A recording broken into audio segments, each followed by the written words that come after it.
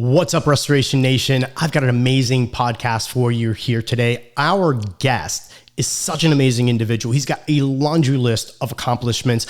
Just to name a few, he's world-renowned, Forbes-recognized expert in thought leadership, communications, as well as peak performance. He's helped Olympic athletes achieve gold medals. He's gone from Wall Street financial advisor to head of sales and marketing with the one and only Tony Robbins. He's been named the world's #1 high stakes performance coach, and he's also the author of the Breakthrough Code, which, by the way, stay to the end or check out the video description below or the show notes. So that way you can go ahead and get not only a copy of the Breakthrough Code, which is an amazing book, but also get free access to a masterclass that Tom McCarthy put together. And that's our guest today. I mean, tons and tons of amazing, valuable information, actionable information that you're going to get from this podcast. We had tons of fun during the recording and off camera. The guy is just a fountain of information when it comes down to peak performance and coaching. And I think that you're definitely going to have some major takeaways from this podcast. Now, before we jump into the podcast, real quick, let me just thank our sponsors. Number one, I want to go ahead and give a big shout out to CNR Magazine, which, by the way, if you haven't gotten your copy of CNR Magazine, just head on over to cnrmagazine.com and hit the big subscribe button. That's it. Pretty simple, right? Also want to give a big shout out to Restoration Referral System. Head on over to restorationreferralsystem.com/dominate. We got something really special for you there. And also a big shout out to Company Cam. Now, let's jump into the interview. Let's go. Owning any type of restoration business is demanding of your time, your energy, and resources. And that's why we're here. This is Restoration Domination. If you're a contractor in water mitigation, mold remediation, biohazard cleanup, roofers, or public adjusters, you'll learn how to dominate using some of the techniques and strategies that our guests will share. We'll interview top industry insiders, movers and shakers, hustlers and hackers, and anyone dominating their industry. This is Restoration Domination. Hustle, hack, and dominate. And here's your host, Rico Garcia. All right, Tom, thank you so much for jumping on the show here today. I'm really excited to get into all this good stuff. For those of us, watching and listening, maybe haven't heard of the name, can you fill in some of the gaps on the intro? Yeah, no, absolutely. And as I was listening to your intro for the show, I was thinking, wow, okay, we just had roofers that did our guest house on our property. We had a flood in part of our downstairs, so we had that whole remediation. So this is my people we're talking to. We've had them over at our house quite a bit recently. Awesome.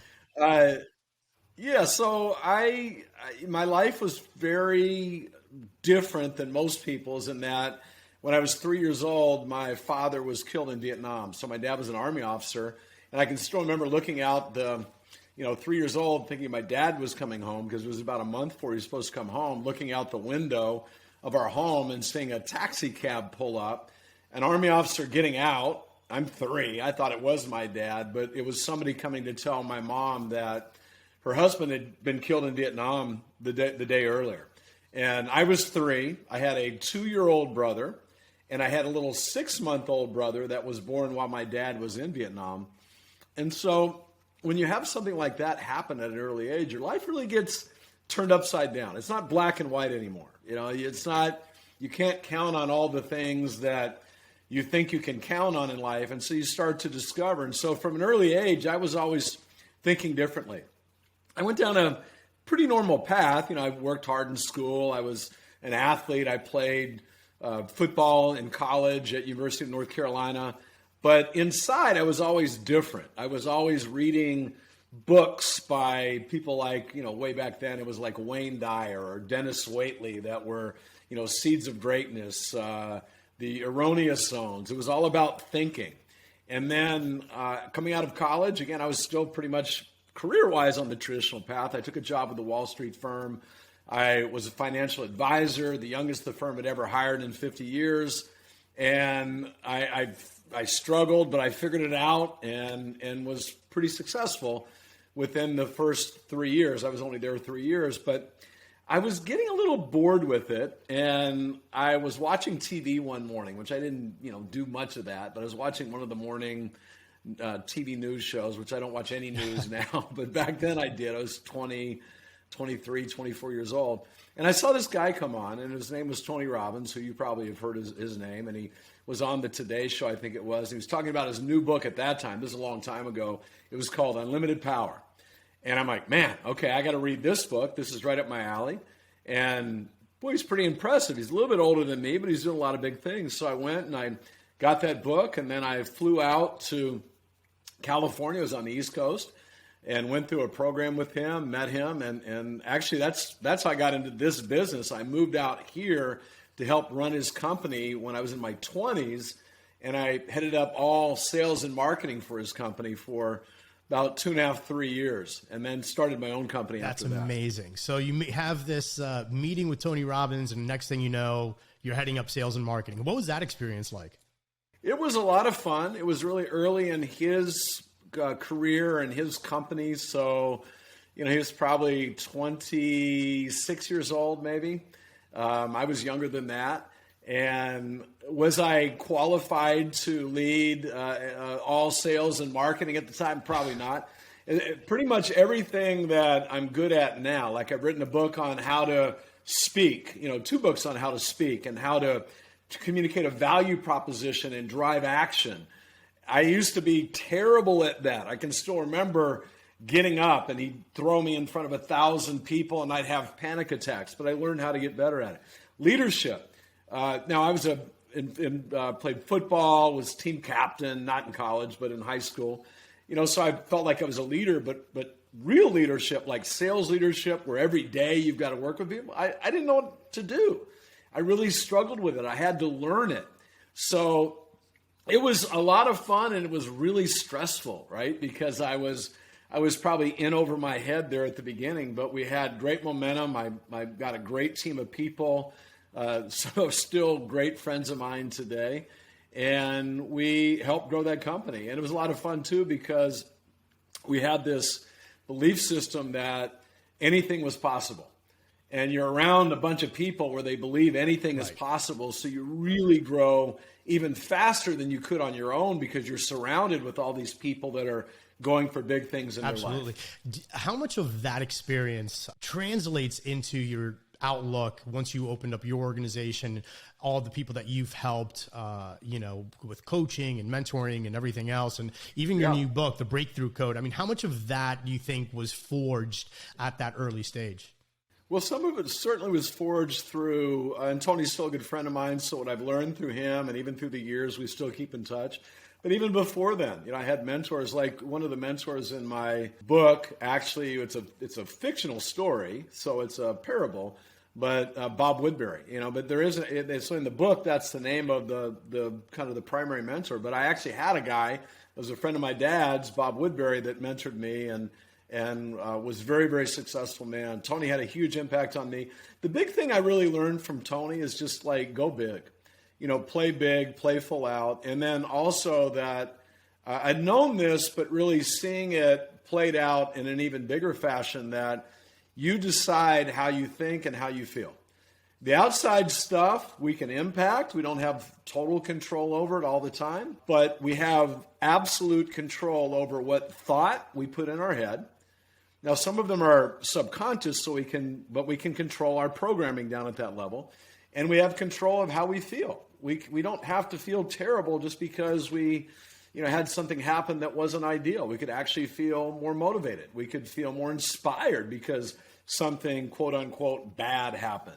So that's the big thing I learned from him, that, yes, absolutely, is carried through in every aspect of my life. I taught it to my children. They were both Division I athletes. My daughter's an All-American soccer player, played at UCLA. They won a national championship. My son was a point guard for Harvard, and played in some really big games at against Kansas, Oklahoma, like big time teams, and really had nice career. That's amazing. So talk to me a little bit about the book, which, by the way, I personally love the parable style books. Some of the best ones that I've read actually that really, really resonate with me have been in that kind of a format. One of my favorites, which I'm constantly mentioning in the podcast, is The Greatest Salesman in the World by Ogmandino. And it's kind of a parable style book. So talk to us about the book. Where did you get the idea? Why did you decide to make it a parable, style story book, as opposed to, all of these like line item, type of things to change your life. Yeah. So what was that whole creative process like for you? Yeah, I read a book when I was young by Richard Bach called Illusions, and it kind of like blew my mind at first and like kind of shocked me because it was kind of interesting content, but I still remembered it. And then my son read that, and he really loved that. And then studies show that people will remember a story much longer, and more people will remember it than data points, facts, figures, things like that. So I was a little bit torn. Like, do I go with just a how-to book, or do I write a story? And then I decided to write a story, and I'm glad I did, because it really allowed me to pour more of my heart and soul in it. It's not a biography. It's certainly not an autobiography, but there's a lot of things I've experienced in many different characters. So it's not just the person that's learning, or it's not a mentor, but I was able to put a lot of what I had learned and experienced into it in a really fun way that I think hopefully captivates the reader. And that it was a lot of fun, and it was interesting because I used an editor that helped me, and so I would come up with the plots and the characters and the story, and we would write it, and then she'd send things back, and we played off each other. She was really fantastic, and so it made me think and evolve. And the true test, my son, he actually doesn't like to. He went to Harvard, but he doesn't like to read books. He likes to listen to them. But he read my book, and he's like, "Dad, this is really good." And this is my son, who is very hard to impress, especially when it's his dad. Right. So a younger person saying, "Wow, this is really a good book, Dad," that made me feel good. And I've gotten lots of great reviews. Tony Robbins gave a great review for it, and many other people have reviewed it. So I feel good, but it really is, it's my life's work kind of wrapped into a story. And so my heart and soul is in this book, and I really am excited to bring it out. And for those that don't know, the book gets released when officially? Yeah, February 25th, but you can pre-order it right now on the Breakthrough Code, so www.thebreakthroughcode. And if you do pre-order it, I filmed a Masterclass, so a few-hour Masterclass, which I think we're going to sell for like $495, but you actually get it for free, and the book is $19.95, I think, or Kindle, it's $9.95. So if they pre-order, they can actually get that right away and delve into these concepts, because that's what I do in the Masterclass. There's 3 big ideas, which hopefully we can discuss here a little bit, and then there's habits, because at the end of the day, your life really is determined by your habits. 95% of what we do every single day is based on our habits, not on us being free thinkers and making decisions. Even if we feel like we're making a decision, it's our habit that's really coloring or influencing that decision. So I've got like 8 habits that are also in that masterclass that I dive into even deeper. That's amazing. And we're definitely going to talk about those topics, but just to kind of elaborate on it, Dr. Joe Dispenza talks a lot about how the body is what's making 90% of your decisions on a day-to-day basis, right? You kind of wake up the same way, you go through your morning routine in the exact same way. So like, without kind of skipping around too much, in your experience, like I think that most people, especially entrepreneurs, right? They look at their lives, they look at their business, they look at the work-life balance, they look at their family, they look at all these different silos of life, right? And they know that they want to make an improvement, but they're just every single day they wake up and they're going into the same exact habit. What's like that one thing, if there's that one thing that really can go ahead and be that catalyst for change, right? Like, what do you normally recommend or see, work best for people to, once they've identified it, to actually take enough action to break those habits? Because habits are hard to break. Well, and it's not necessarily breaking a habit, it's creating a new habit. It's replacing a habit. Trying to break a habit, you're putting a lot of focus and energy into a habit that you don't want, where where energy, where thought goes, right? Energy flows. So we want to actually, we work on it. We want to work on breaking through, not going down. And you will do a little bit of time spending on letting go. That's one of the things we talk about is you have to let go of your old baggage. Right now, every single person, their life is pretty much, or their, the 24 hours they have in their day is pretty much used up by their current habits. You want to create a new habit, you got to let go of an old one. You've got to free up space. Like if I'm holding on to this bottle, this juice bottle, and I try and put something else in my hand, I can't do it. Like this is taking up all the capacity of my hand. I've got to let go of this to be able to grab something else. But the place where I always start with people, and it's the first big idea in the book, is focus on less than obsess. Most people go, okay, I want to improve this and this and this and this and this and this and this. And then they're overwhelmed with all the different things they want to get better in or new habits they want to create. Matter of fact, even when I'm teaching a class, because I speak all over the world, now virtually, but it used to be traveling, if we share 7 or 8 habits with people, I say, don't do all 7 or 8. Do one. Pick one. And so the concept of focusing on less, becoming more laser-like, life is showing you different areas where you have the potential to have a breakthrough. It's the areas you're stuck in, the areas that aren't working well. But rather than trying to do everything at once, which you will not be able to garner enough power to do that, focus in. Don't be a light bulb trying to light up the whole room. Be a laser. Focus in on an area of your life that you want to create a breakthrough in, that you want to just blast through. Not just a little bit of improvement, but you want to create a huge improvement in. And then focus in on that. And then the second big idea is it's focus on less and then obsess. But I'm not talking about a conscious obsession. That's what a lot of people do. They're consciously thinking about it every single moment. There's some value in that. But the challenge is your conscious mind is very primitive compared to your, some people call it subconscious. I call it superconscious. The conscious mind can process 40 bits of information per second. So every second it can take in like 40 things, which is pretty impressive. But the superconscious can process 40 million bits of information per second. That's where I want the obsession to be. And so there's ways to program your superconscious to obsess when you sleep. You mentioned Joe Dispenza. That's a lot of what he's teaching people to do too. It's not consciously do it. You use your conscious to program the superconscious and then let the superconscious go. So, but that the first thing is people have to get very clear. Like I don't think it's possible for most people to be trying to create a breakthrough in more than 3 specific areas of their life. And so we say, what are your top 3?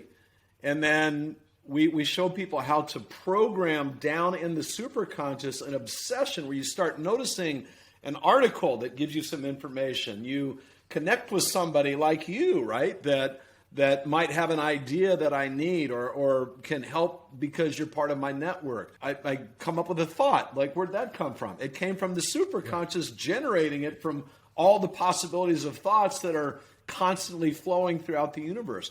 But that's how you create big breakthroughs. It's not by just consciously, thinking, and it's not necessarily by working hard either, right? You don't necessarily have to work harder. You have to put good effort in. But the first step is focus in on something where the superconscious now knows, okay, he wants or she wants this. Like, find an answer to this, get results for this, figure out the resources we need for this. Right. So one of the things that I think is really interesting, especially when we're talking about, this concept of focusing, focus on less and then obsess, right, is what it really takes, right? Because again, there's paralysis by analysis sometimes. A lot of people think of the word obsess and they're like, well, wait, so I've got this issue, I've got this mountain that I want to climb, I've got this, this goal that I want to hit, and they obsess on it, but there's no action attached to that. So my question to you would be, once you can go ahead and clear the way and you say, okay, these are the main areas of my life that I really want to focus on. Now I'm going to subconsciously obsess over reaching these goals or, having this quality relationship or whatever it is, right? Every human's different. They're going through different stages in life. What role does morning routines or evening routines play in one's ability to achieve that? So they're very important. Let's talk about people's businesses, because people that are watching your show, they have different businesses in terms of, helping people like me, right. Re-roof a guest house or remediate a flood. And we had to redo all the flooring and everything, cut out the drywall. So what I want people to be able to understand is what they think they can do is far less than what they really can do. Like, can you double the revenues of your business over the course of the next year? Absolutely. Could you do 10x? Yeah. Now, I'm not saying you just sit in a seat and it happens. It starts with focus. Like if you want to 5x your revenues, right? You start focusing in. And then there's a couple habits that, we talk about in the book. Like you probably will never achieve it if you can't see it, feel it, and believe it. So you're really working on your mind. A lot of what I teach, there's external action too, but you're really working on your mind, because your mind is what's going to create the habits and actually allow you to follow through with rituals. It's working on your mind. So see it, feel it, believe it, and then I say let it go. Programming yourself, this is a great ritual. When you wake up in the morning, you're in alpha state. Before you go to bed in the evening, you're in alpha state.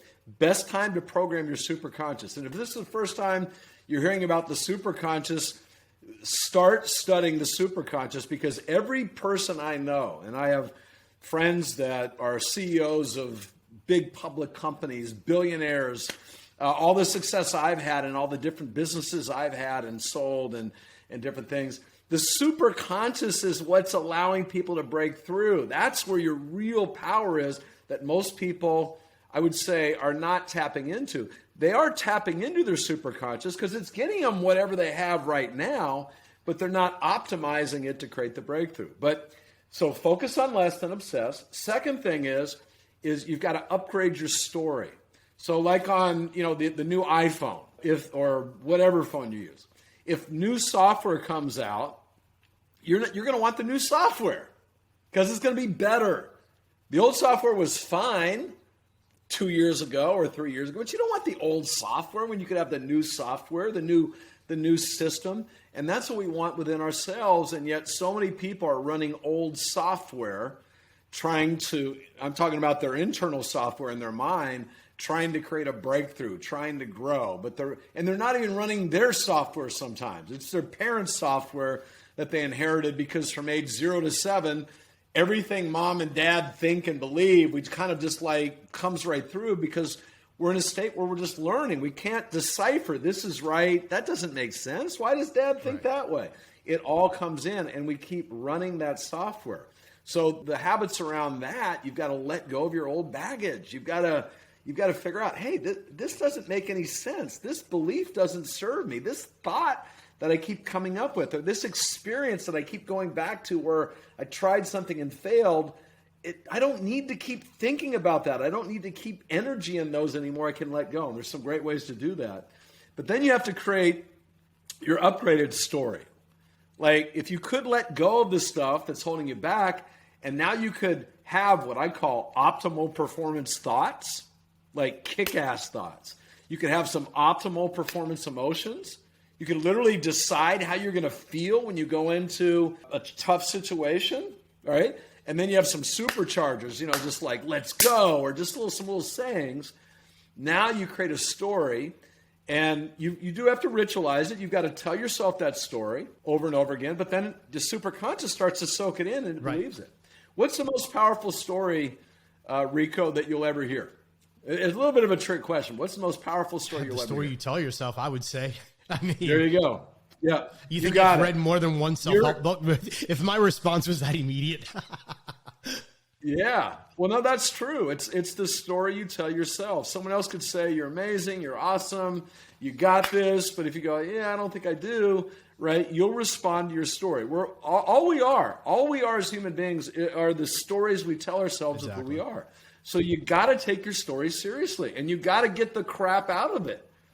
And it's an everyday job, and it's an everyday job upgrading it. And then finally, after you've done that, because see, when you look at action is driven by how you think and feel. What you think, you feel, and believe drives action. So a lot of people try and go to action first, but if they don't get the focus part and the story part, they can try an action, but they won't do it that well, and they won't stick to it. But if you get the focus right, focus on less, fewer things you're really focused. You can do a lot of things, but where you're really focused, where you're priming energy to create a breakthrough, it's got to be a few things. You got to laser like that focus, Absolutely. That energy, right? And then you create a better story because you're letting go of the stuff that's clogging up the ability to add on great stuff.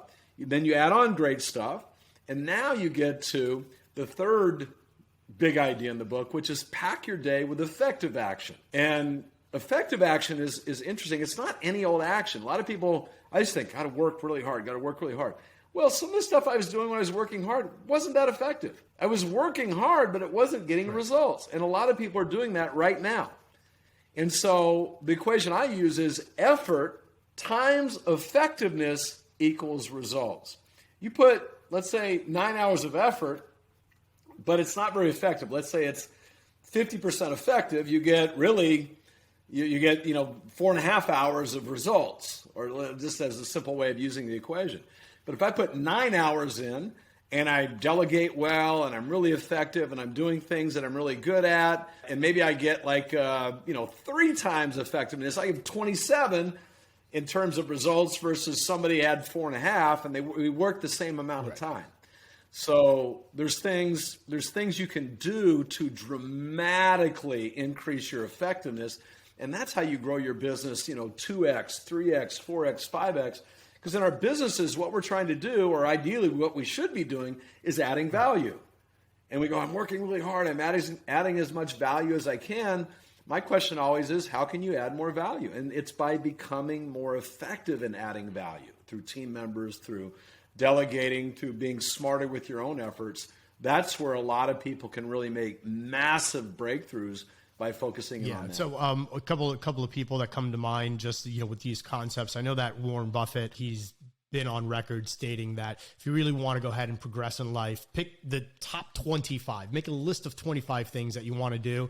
And then once you've got that list of 25, just pick the top five, and then forget the rest, right? And it's that same philosophy, right? Just less, because again, we all have limited bandwidth. Like we've only got so much that we can, consciously be working on at any one time. So to have this laser focus to be like, these are the things that I want to attack in my life. Like that's what's really important. And just the idea of packing your day with effective action, I think, especially the way that you put it, is so important because again, we're living in a society, especially now, where you see so much on social media where it's like, hustle 24 hours a day, team no sleep. And that's all great. It sounds great. It's clickbaity. But again, how effective are you being in those 8 hours, 9 hours, 12 hours a day that you're putting into the office or whatever your work day looks like? How effective, right? And what's the ROI on the actions that you're taking? And one of my favorite books lately is Who Not How by Dan Sullivan. And that book is essentially talking about the power of finding the right people in your network and hiring those individuals, bringing them in, having them buy your vision. But it's so funny because all of this is one thing leads into the next, right? If you have a limiting belief, if you have a limiting story, you're not going to be able to attract these, A grade players into your vision, into your company, what have you. So it's like one thing without the next just really doesn't work. It's like you need to have that full package, and it all really starts with mindset.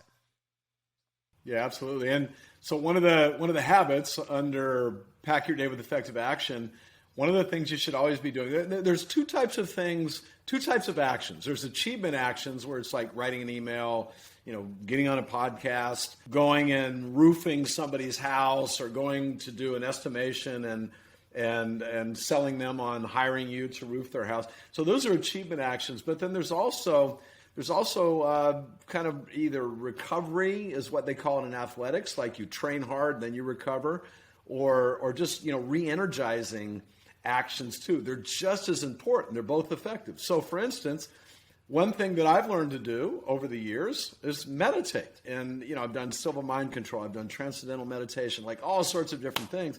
But part of my day, actually right before I got on, I was sitting in one of these chairs behind me in my office, and I was meditating.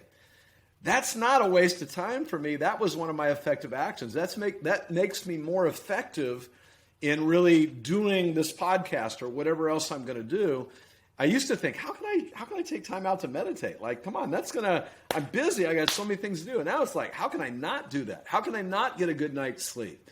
When I know that if I don't get a good night's sleep, I'm not getting the REM sleep, where the psychic battles that we face every day kind of get pushed out, right? The stresses of life, or I'm not going to get enough deep sleep where my tissues can't recover. Like, why would I want to go into a day not having my tissues recovered, where my immune system is depressed, or where I'm still stressed out over things that happened yesterday? So now I get enough sleep. I didn't used to do that when I was younger. These are all things I've learned. And then the other thing too, one of the habits is create your network of empowerment. So not just any network, but you want a network that empowers you, that you also empower. Now, with the network of empowerment, a lot of people think it's going out and finding someone who's more successful than you and getting them to help you. It doesn't really work that way. It's going out and finding someone who's maybe more successful than you, but then finding a way to add value to them. Because there's an energetic bank account in every relationship. And when you're trying to make a withdrawal, when you haven't put any money in, it's just like a bank, with capital. They're going to say, hey, wait a minute, what's going on? Who are you? But if you make deposits into that bank account, then people want to help you. And one thing I will say is, in life, it's a team sport. You will not be incredibly successful. I don't care who you are. Elon Musk, he didn't build every car himself, right? He didn't do everything. He's smart, right? He's a very powerful guy. He doesn't sleep enough, probably. I think he's had some stress around that.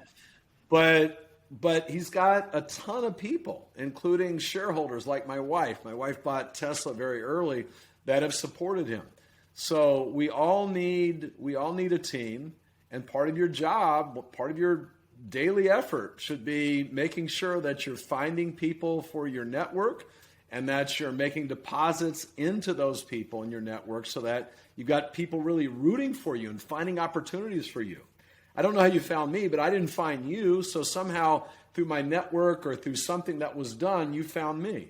And that's the way a lot of my business comes now. And I would say the most successful people probably listening to you, that's where their businesses come from. It's from their network. So we have to be building up these networks all the time. Absolutely. And on that note, let's take a quick moment to thank our sponsors.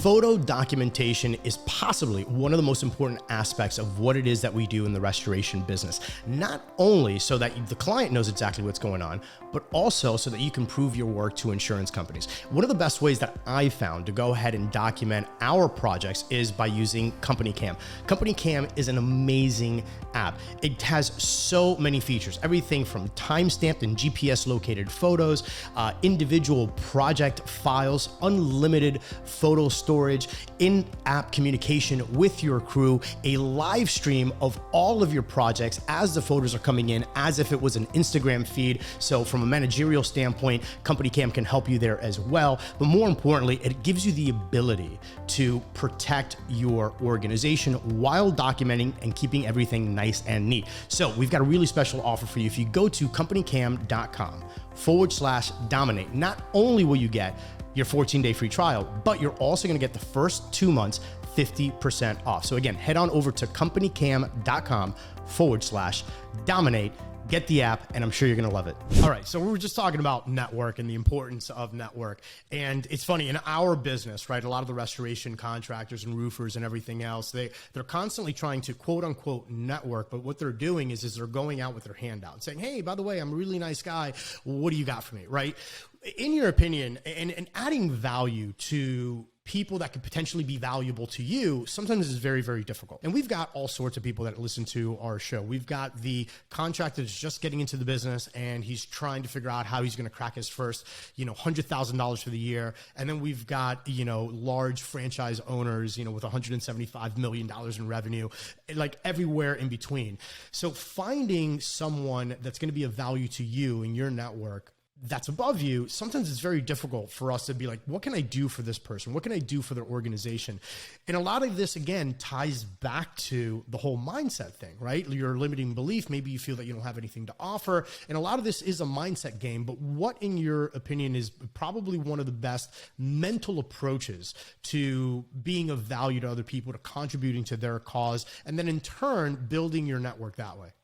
Yeah, the easiest, most basic way is to go out and be a kind, positive person throughout your day.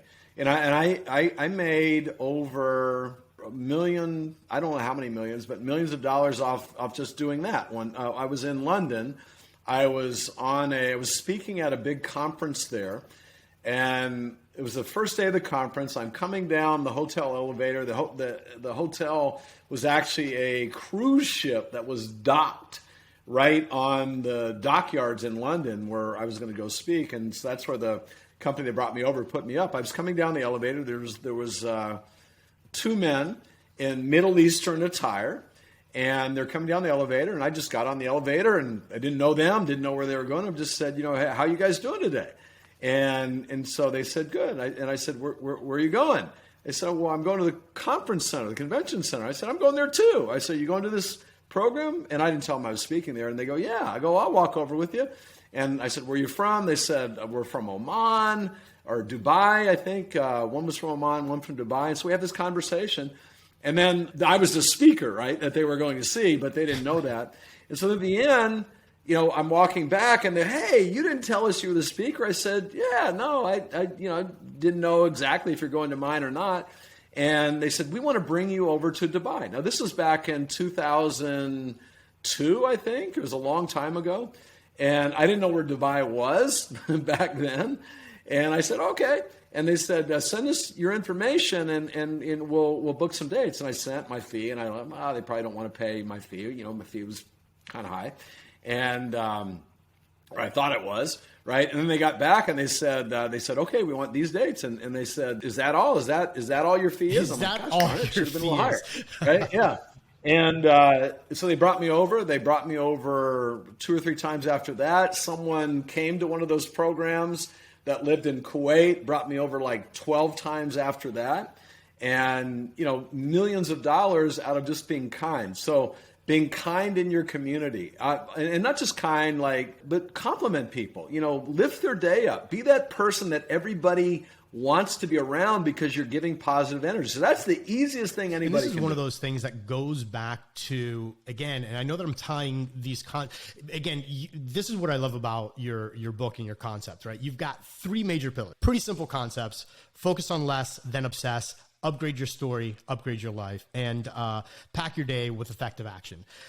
But the upgrading your story part ties into exactly what it is that you're talking about, because you could say that. You could be like, hey, you maybe have an elevator, but most people, what do they do in an elevator? They just stay to themselves. They're looking at their phones. They're totally disconnected. They don't think that a simple hello, how are you, where are you going, I'll walk you there myself, that could potentially lead into something. And part of this is, at least in my opinion, is this subconscious belief system of how you're going to step into your greatness, right? Because again, people maybe are listening to this today. Maybe they read your book, they go through the Masterclass, and they're like, okay, great. This is all great stuff. Tomorrow I'm going to step into this person that I know that I can be.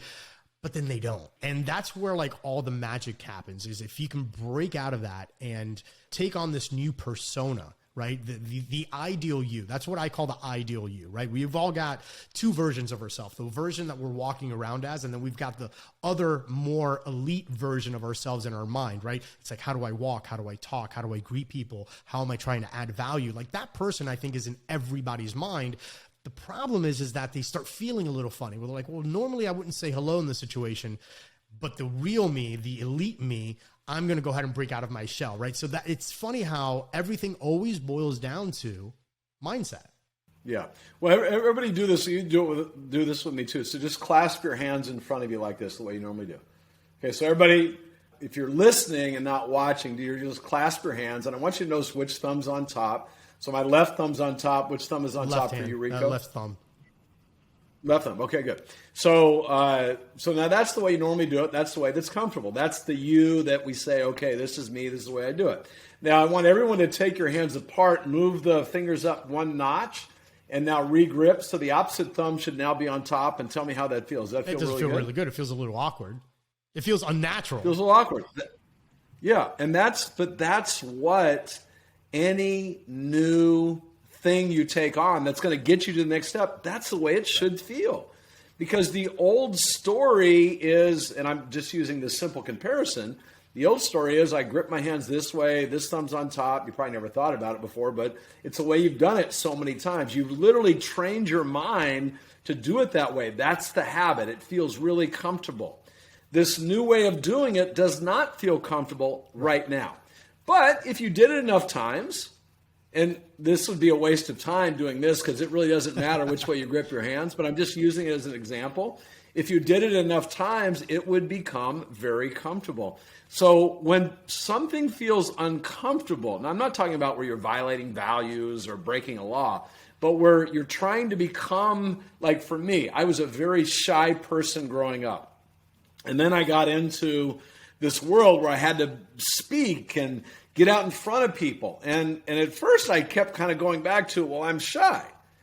Because it was comfortable for me just to think of myself as shy. But I'm like, hey, that's not going to work, Tom.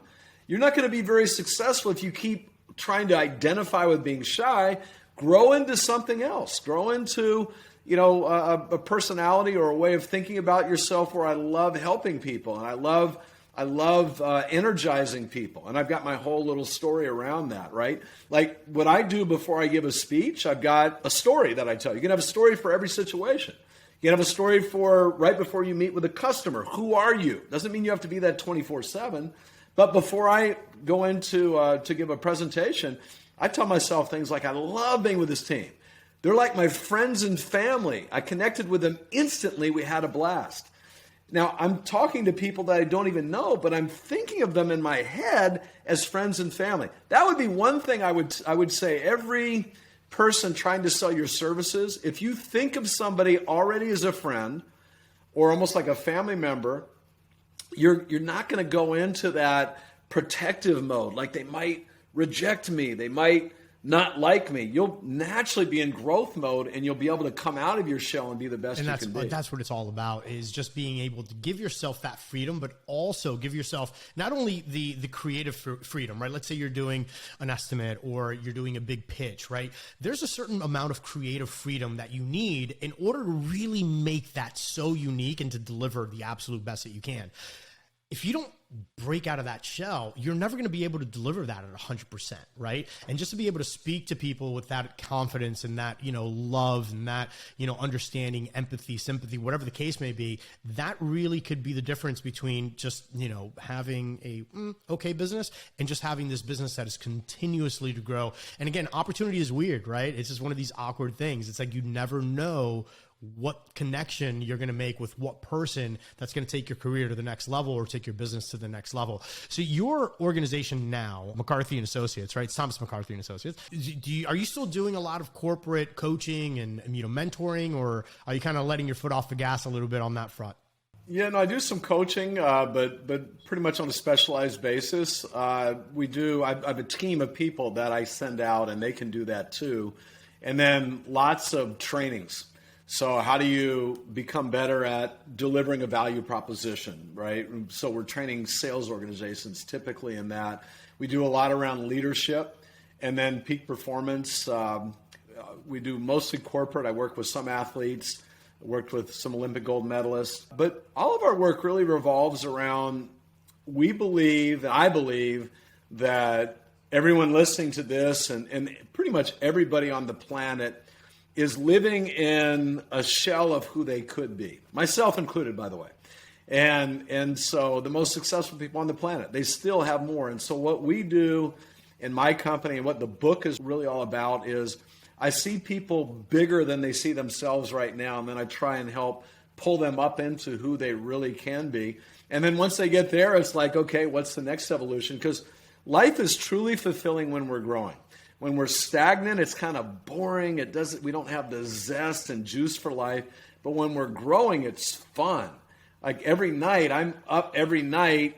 I'm not on screens and things, but I'm doing little things. I'm learning little things. I'm trying little things with my mind. Even if I'm in bed, I'm trying little things in my mind. I'm always trying to work on growing and becoming that next version of myself, not because I need to be more successful, but because it's just fun to grow, right? I'm getting to an age where I could probably I could stop working if I wanted to financially, but yeah, well, exactly. Like people say, I'm 60 years old. People say, when are you going to retire? I go, I don't really see myself ever retiring. Now, maybe I won't work quite as hard as I've worked, but I love what I do and I love helping people. And all the people listening to this, like I'm not trying to put any pressure on anybody, but you're capable of 2Xing your business, 3Xing your business, 5Xing your business. And some people might go, you know what, I don't want to do that. And that's totally fine too. But you've got that capability. And by the way, you're capable of doing it without selling yourself out or not being a good wife or husband or parent, father, mother. You can do all of it. You have to be more effective. The third mentor in my book is actually a woman CEO who had to figure out how can she be in a relationship with her husband, have children, and still be very successful. So we even have ideas on how to do that. Do you believe that it's more, when you're talking about scaling your business or growing any arena of your life, but for the purposes of this podcast, scaling your business, do you believe that success is more predicated on the mindset or on strategies and tactics on how to achieve success? Like if you had to pick one, which one would you pick? I would say mindset, because people that, now ideally you have both, but people that you see it all the time. Someone is new in a business, they don't have the experience, they don't have the strategy, they just have a mindset and they go out and make it happen. One person that's a friend of mine, I have a company called a summit that I just did. We had 50,000 people come to it. We're going to have about 100,000 come when in March. We're going to relaunch it. But a gentleman I interviewed actually for the relaunch, his name is Raymond Grace. He was actually in construction. He was a construction foreman. He grew up in Appalachia. So the mountainous part of Virginia, right near the Tennessee border. He has a high school education, but he became, he learned how to do the Silva mind control methodology, became one of their top teachers back in the 70s. Then he learned from Native American medicine men and shamans how to use your mind and make it rain, and things like that, like really crazy stuff. And then he got into dowsing, where dowsers could use their superconscious to find where water is on properties. And he does it more for healing and personal development. But he said, and he does amazing things, like mind-blowing things, like you would not even think are possible with his mind. And he said, the most important thing is intent. And so if somebody has intent, which they could come in with no experience and have intent, they're going to find a way. They're going to find a way. One quick example, because I'm always practicing this. I don't know if you can see, but in the back there's a couple things, but one is a soccer ball. So I worked with the Arsenal Football Club over in the UK, and this is in 2005 where they didn't win a game. But all I really helped them with going into the championship game, like the Super Bowl, was their intent, like seeing themselves already having won. They won, they sent me that ball. The funnier one is I've got a trophy that, I don't know if you can see, but it's a trophy about, yay big. And I won a poker tournament in 2005. You might go, okay, well, all right. You play a lot of poker. No, I didn't play any poker. I played once in my life. It was in college. I didn't know what I was doing. And I was in a fraternity and playing poker, and I played for an hour and lost and, went to bed or something. But I got asked to play in a poker tournament that a lot of World Series of Poker contestants were going to be in. And I'm like, why would I do that? That's crazy. My first story was I'm going to go in there and lose and embarrass myself. And my friend's like, oh, come on, it's for charity. And I said, all right, I'll do it. But what I did was I worked on two things. And I didn't study it. I didn't watch poker on ESPN. The guy spent like 15 minutes with me just showing me the hands because I didn't know anything about it. But I had two thoughts going in my head. My story was I made great decisions. I found a way to win. And long story short, I beat everybody, right? I beat this, huge crowd of people, and I won that championship. Now, I'm not saying I do that every time, but I had so much confidence because I just knew whatever cards I had, I was going to make a great decision. I think people were psyched out because I probably looked like I played every day because I had that level of confidence inside, and I knew I was going to find a way to win. And it was funny because right before I left, I told my wife I was going, and I said, hey, don't wait up because I'm going to be back really late. I'm going to win this thing. And she knew I didn't play any poker. And she goes, what? She goes, what time does it start? And I said, 6:30. She goes, all right, I'll see you at 7. Like she had zero confidence in me. But I didn't you gotta not let the naysayers in. And she did it in a kidding way. But I said, all right, I'm even more motivation. I got this thing. I get back at like 1:30 in the morning. I had come back with my trophy and bracelet and all that stuff they gave me. And I couldn't resist going in the bedroom, flicking on the lights and holding the trophy up. I said, guess who you're sleeping with tonight? The champ is in the house. That's amazing stuff. So I think, to me, it is mindset. It's your story.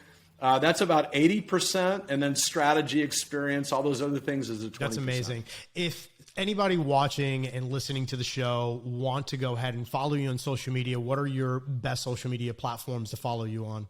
Yeah, I've got a fairly big following. I'm just really starting to grow it, but on Instagram.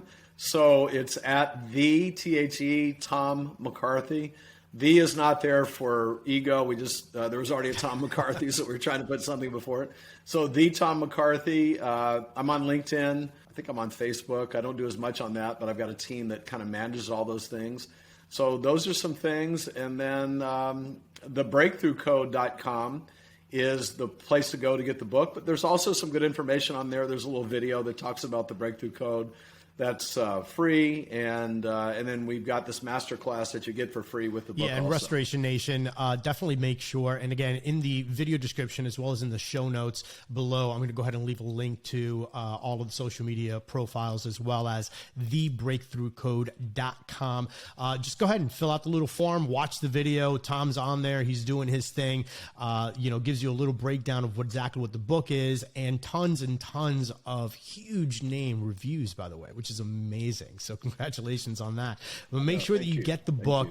Go ahead and follow Tom. And Tom, and thank you so much for taking the time here today to helping us dominate and just, elevating ourselves and everything else. I love what you're doing with the book, and just, the amount of content that you're putting out there, I think is pretty amazing as well. So we appreciate your time.